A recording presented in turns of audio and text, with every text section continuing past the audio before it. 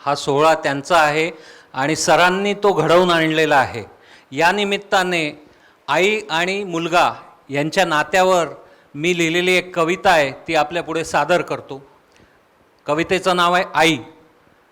पाठीवरती हात आईचा, पाठीवरती हात आईचा, अचल किती विश्वास आईचा।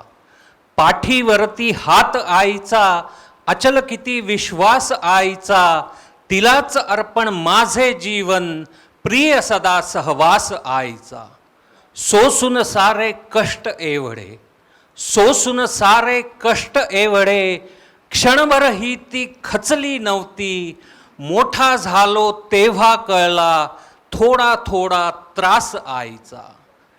चिवकावचा म्हणता म्हणता जेवण सारे संपून गेले, चिवकावचा म्हणता म्हणता जेवण सारे संपून गेले।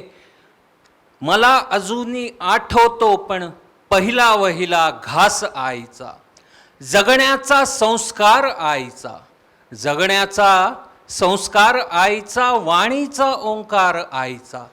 कर्ज तिचे मी फेडू कैसे, माझा सारा श्वास आईचा। प्रेम असू दे असेच माते, प्रेम असू दे असेच माते, असाच आशिष तुझा असू दे। मनापासूनी नमन तुला ग, करतो आहे दास आईचा। पाठीवरती हात आईचा, अचल किती विश्वास आईचा। आपल्याकडे संस्कृत काव्यामध्ये जसे श्लोक असायचे ते 4-4 चरणांचा एक श्लोक व्हायचा, तशी गझल ही 2 ओळींचा एक शेर होतो। म्हणजे हल्ली एक फॅशन झाली की कुठल्याही गीताला गझल म्हणायचं असं नाही, त्याचे ठराविक ठोकताळे आहेत की 2-2 ओळींचा एक शेर होतो आणि असं किमान 5 शेर मिळून एक गझल होते। आणि गझलच्या पहिल्या शेराला मतला असं म्हणतात। म्हणजे मतला याचा अर्थ क्षितिजावरून उगवणारा, म्हणजे सूर्य जसा उगवतो मग माध्यान्ह होते आणि सूर्य मावळतो, तसा पहिला शेर गझलचा स्पष्ट होतो, त्याला मतला म्हणतात। आणि मग बाकीचे शेर स्पष्ट होतात आणि मग शेवटचा शेर स्पष्ट होतो, ज्याला मक्ता असं म्हणतात। आणि या मक्त्यामध्ये बऱ्याचदा गझलकार किंवा शायर आपलं नाव किंवा टोपण नाव गुंफतो, त्याला तखल्लुस असं म्हणतात। आणि गझलमध्ये असलेल्या पण संस्कृत काव्यात नसलेल्या आणखीन 2 गोष्टी म्हणजे काफिया आणि रदीफ, किंवा ज्याला मराठीत यमक आणि अंत्ययमक असं म्हणतात। म्हणजे रदीफ हा स्थिर शब्द असतो आणि काफिया मात्र यमक साधणारा बदलता शब्द असतो। म्हणजे अगदी उदाहरण द्यायचं झालं, मानसीने आता निदा फाजलींची गझल म्हटली, होश वालों को खबर क्या, बेखुदी क्या चीज़ है, इश्क कीजिए फिर समझिए, जिंदगी क्या चीज़ है। आता हा पहिला शेर झाला त्या काव्याचा, म्हणजे हा मतला झाला। आणि क्या चीज़ है हा स्थिर शब्द आहे, तो रदीफ झाला। आणि जिंदगी, बेखुदी यांनी यमक साधलं गेलं, इकारांत यमक साधलं गेलेलं आहे, तो त्याला यमक किंवा काफिया असं म्हणतात। तर हे मी थोडक्यात सांगतो, आता याच्या पुढे जास्ती आणखीन खोलात जात नाही, कारण तेवढा वेळ आपल्याकडे नाही आणि हे व्यासपीठही त्याचं नाही असं मला वाटतं। बरोबर। 2-3 छोट्या मुक्तछंदातल्या कविता सादर करतो। पहिल्या कवितेचं नाव आहे शब्द। आणि आपल्याला माहितीच आहे की तुकाराम महाराजांनी म्हटलेलंच आहे की आम्हा घरी धन शब्दांचीच रत्ने। त्यामुळे शब्दांचं महत्त्व मी खरं तर वेगळं सांगायला नको, काव्यामध्ये त्याचं अजूनच महत्त्व आहे। आणि शब्दांचं भावणं हे सगळ्यात महत्त्वाचं असतं। चारोळी असो, गझल असो, कविता असो, मुक्तछंदातली शब्द भावले पाहिजेत, हे सगळ्यात महत्त्वाचं। त्यावर भाष्य करणारी ही छोटी कविता शब्द। शब्द कधी गीतांच्या कुंपणात बसणारे, तर कधी उद्दाम वारूसारखे बेछूट सुटणारे। शब्द शब्द कधी गीतांच्या कुंपणात बसणारे, तर कधी उद्दाम वारूसारखे बेछूट सुटणारे। शब्द कधी चारोळ्या, कधी गझल आणि कधी नुसतेच कागदावर उतरणारे। शब्द कधी ऊन, कधी पाऊस आणि कधी मनाला भावणारे। शब्द भावलेच नाहीत मनाला, तर काय मतलब आहे चारोळ्या, गीत वा गझल या शब्दांचा। आणखीन दुसरी छोटी कविता। बऱ्याचदा आपण बघतो की पैसा मिळाला, मानमरातब मिळाला की लोक बदलतात, आणि अशा बदलणाऱ्या लोकांवरची अगदी 4 ओळींची कविता सादर करतो। कवितेचं नाव आहे तुला शोधता शोधता. तुला शोधता शोधता रस्ते तेच भेटले. तुला शोधता शोधता रस्ते तेच भेटले. कधी हवे हवेसे कधी नकोसेच भेटले. तुझ्यासारखेच आता रस्तेही बदललेले. तुझ्यासारखेच आता रस्तेही बदललेले. ओल्या मातीऐवजी सिमेंटचेच भेटले. तुला शोधता शोधता रस्ते तेच भेटले. वाव. आपल्याकडे सिमेंटचे रस्ते झालेलेच आहेत नाहीतरी. बरोबर. आणखीन तिसरी कविता आणखी एक वलय नावाची कविता जरूर आहे. वलय. तर अनेकदा लोक मला विचारतात की तुम्ही डॉक्टर असूनही तुम्ही काव्य कसं करतात. तर मी त्यांना उत्तर देतो की कदाचित मी डॉक्टर आहे म्हणूनच मी काव्य करतो. कारण डॉक्टर ही व्यक्ती आपल्या केवळ रुग्णाच्या आजाराशीच नाही तर त्यांच्या सुखदुःखांशी, त्यांच्या नातेवाईकांच्या सुखदुःखांशीही बांधली गेलेली असते. इथे सगळे प्रथितयश डॉक्टर आहेत, ते सगळे याला निश्चितपणे ॲग्री करतील. आणि पण मूळ मुद्दा असा असतो त्या लोकांचा की तुम्ही डॉक्टर असून देखील, म्हणजे डॉक्टर हे एक वलय झालं, तर आपण सगळेच असं एक किंवा अनेक वलय घेऊन वावरत असतो. आणि त्यावरच भाष्य करणारी ही कविता आहे. कवितेचं नाव आहे वलय. वलय का निर्माण करतो आपणच आपल्याभोवती वलय. वलय का निर्माण करतो आपणच आपल्याभोवती वलय. बोचऱ्या थंडीत काचेच्या तावदानावर चिकटणाऱ्या धुक्यासारखं आणि बोटं फिरवली की नाहीसं होणारं वलय. सिगारेटच्या धुराच्या गोल गोल वर्तुळासारखं आणि फुंकर मारली की भंगणारं वलय. कडक उन्हात पडणाऱ्या उघड्या पावसासारखं आणि बरसणं थांबलं की बाष्पावलेल्या पाण्यासारखं वलय. तसं वलय आणि विलय दोन्ही शेजारचे शब्द. तसं वलय आणि विलय दोन्ही शेजारचे शब्द, पण एक क्षणभंगूर आणि दुसरं अनादि सत्य, कुणालाच न चुकणारं, कुणालाच न चुकणार. ही जी गझल आहे याचा जो स्थिर शब्द किंवा रदीफ म्हणतो आपण, तो हे यार भेटल्यावर असा मी घेतलेला आहे. आणि यात यार या शब्दाचा जाणून बुजून उल्लेख केलेला आहे.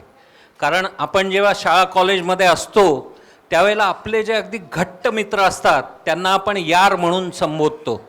आणि मग कालांतराने व्यवसायाच्या व्यस्ततेत आपण सगळेच हरवून जातो. आणि मग अनेक वर्षांनी नंतर जेव्हा कधी आपण एकत्र भेटतो तेव्हा कुठल्या भावना असतात हे या रियुनियनच्या गझलमधून सांगण्याचा मी प्रयत्न केलेला आहे. ती गझल आपल्यापुढे सादर करतो. हल्ली असेच घडते. हल्ली असेच घडते हे यार भेटल्यावर.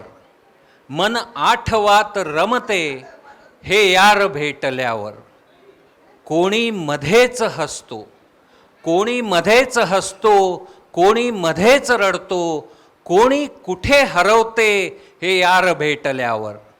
आनंद काय होतो, आनंद काय होतो, दुःखास फेस येतो. मैफिल अशीच सजते हे यार भेटल्यावर. पण साथ सोडतोही कोणी मध्येच येथे.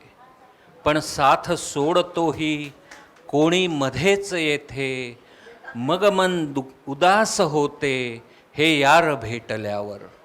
आता पुढचा शेर आहे का. स्पर्धेत जीवनाच्या, ही स्पर्धा जी आहे सगळ्यात ती महत्त्वाची, सगळ्यांची एकच चालू आहे, जीवनाची स्पर्धा आहे. स्पर्धेत जीवनाच्या मृत्यू निकाल आहे. स्पर्धेत जीवनाच्या मृत्यू निकाल आहे. हल्ली निकाल नुसते हे यार भेटल्यावर. आणि शेवटचा शेर ज्यात मी माझं नाव तखल्लुस गुंफला आहे, मक्ता. आशिष सदैव लाभो मैत्रीस आपल्याया. आशिष सदैव लाभो मैत्रीस आपल्याया. माझी गझल विनवते हे यार भेटल्यावर.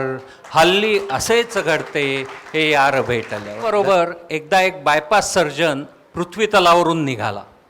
यमाबरोबर एकदा एक बायपास सर्जन पृथ्वी तलावरून निघाला. थेट स्वर्गात जाऊन इंद्र दरबारात अडकला. त्याला तिथे बघून इंद्र मात्र यमावर भडकला. अरे हा पृथ्वी लोकावरील बेस्ट कार्डियक सर्जन, याला का उचलला. यम म्हणाला स्वर्गातही स्ट्रेस फार वाढलाय म्हणूनच सगळ्यात टॉप सर्जन तुमच्यासाठी आणलाय. यम म्हणाला स्वर्गातही स्ट्रेस फार वाढलाय, म्हणूनच सगळ्यात टॉप सर्जन तुमच्यासाठी आणलाय. हे सगळं ऐकून सर्जन जाम वैतागला. पेशंट्स कुठे आहेत म्हणून प्रश्न करू लागला. यम म्हणाला आम्हीच पेशंट्स आहोत सारे, आमच्यावर उपचार करा. ऐकले आहे तुमच्या शल्य कौशल्याने प्रत्येक रुग्ण होतो बरा. तुमच्यासाठी थिएटर्स आहेत.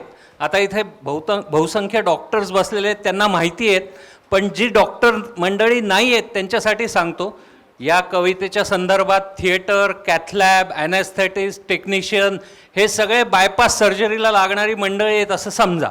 तर यम म्हणतोय तुमच्यासाठी थिएटर्स आहेत, लेटेस्ट कॅथलॅबसुद्धा, ॲनेस्थेटिस्टला तर आधीच उचलला आहे आणि टेक्निशियनला सुद्धा. रिसर्चसाठी तुम्हाला इथे पुरेपूर वाव आहे. रिसर्चसाठी तुम्हाला इथे पुरेपूर वाव आहे आणि इंद्राचा बायपास सर्जन म्हणून केवढा भाव आहे. ठीक आहे ठीक आहे म्हणत सर्जन तयार झाला तर पेशंट म्हणून सर्वप्रथम यमच तेथे आला. त्याला तपासून सर्जन म्हणाला काही टेन्शन्स आहेत का, काही सवयी वगैरे. आम्ही विचारतो ना, पहिल्यांदा तेच विचारतो. सर्जन म्हणाला काही टेन्शन्स आहेत का, काही सवयी वगैरे. हे ऐकून यम धाय मोकलून रडू लागला. सर्जन म्हणाला मिस्टर यम मन मोकळं करून टाका. मिस्टर यम मन मोकळं करून टाका. जे काय मनात दडलंय सारं ओकून टाका. हे ऐकून यम म्हणाला काय सांगू डॉक्टर, कामाचा स्ट्रेस खूप वाढलाय हल्ली. काय सांगू डॉक्टर, कामाचा स्ट्रेस खूप वाढलाय हल्ली. निरोगी माणूस पृथ्वीवर दुर्मिळ झालाय हल्ली. साऱ्यांनाच कामाचा प्रचंड असा तणाव आहे. साऱ्यांनाच कामाचा प्रचंड असा तणाव आहे आणि पैशाची साऱ्यांनाच न संपणारी हाव आहे. त्यामुळे सारखं रोजच मला अपडाऊन करावं लागतं. नीट झोपही मिळत नाही. रात्र जागून राहावं लागतं. त्याचंही काही नाही. पण जन्मालाही न आलेल्या कळ्या जेव्हा तुम्ही लोक खुडतात. आता हा टोमणा आहे जे गर्भलिंग चिकित्सा करणाऱ्या ज्या कोणी व्यक्ती आहेत त्यांच्यासाठी. त्याचंही काही नाही. पण जन्मालाही न आलेल्या कळ्या जेव्हा तुम्ही लोक खुडतात तेव्हा त्यांना न्यायला मलाच यावं लागतं. मन घट्ट करून मलाच माझं काम करावं लागतं. त्याचा खूप ताण आहे. ही कामे करायला आता कुठे त्राण आहे. बरोबर आहे तुमचं. डॉक्टर म्हणतात यमाला बरोबर आहे तुमचं. तुमचे रिपोर्ट्स पाहता बायपास लागणार तुम्हाला. पण माझी एक शंका आहे. सर्जन म्हणतो यमाला पण माझी एक शंका आहे. ऑपरेशन रिस्की असतं. पण माझी एक शंका आहे. ऑपरेशन रिस्की असतं. जीवावर बेतल्यास नेणार कोणी आम्हाला. यम म्हणतो घाबरू नका डॉक्टर, त्याची व्यवस्था आधीच केली आहे. ही कविता लोकांना खूप आवडते. खूप जण ते शेअर करत असतात सोशल मीडियावर. त्याने शेवट करूयात. कवितेचं नाव आहे आयुष्याचा प्रवास. एक मिनिट आशिष, जवळजवळ 15 ते 20 जणांनी ही चोरली आणि आपल्याच नावावरती खपवली आहे. पण कवितेचं नाव आहे आयुष्याचा प्रवास. आयुष्याचा प्रवास असा काही असावा. आयुष्याचा प्रवास असा काही असावा. कुणाच्या तरी मनात तो कुठेतरी ठसावा. प्रत्येकाच्या हातून थोडं चांगलं घडावं. प्रत्येकाच्या हातून थोडं चांगलं घडावं. चुकलेलं पाऊल कधीतरी सरळ पडावं. चुकलेल्याला कधी कुणी द्यावा विसावा. आयुष्याचा प्रवास असा काही असावा. हक्काचं आपलं असं एक माणूस असावं. तिकडे आहे बसलेलं. हक्काचं आपलं असं एक माणूस असावं. हक्काचं असं आपलं एकच माणूस असावा. त्यांनी मॉडिफाय केली. हक्काचं आपलं असं एक माणूस असावं ज्याच्यावर आपण कधीतरी रुसावं. रुसलेला क्षण कधी खुदकन हसावा. आयुष्याचा प्रवास असा काही असावा. मृत्यू येणार तेव्हा त्याने समोरूनच यावं. मृत्यू येणार तेव्हा त्याने समोरूनच यावं. हातात हात देऊन अलगद घेऊन जावं. लपून पाठीवर वार त्याचा नसावा, आयुष्याचा प्रवास असा काही असावा, आयुष्याचा प्रवास असा काही असावा. धन्यवाद.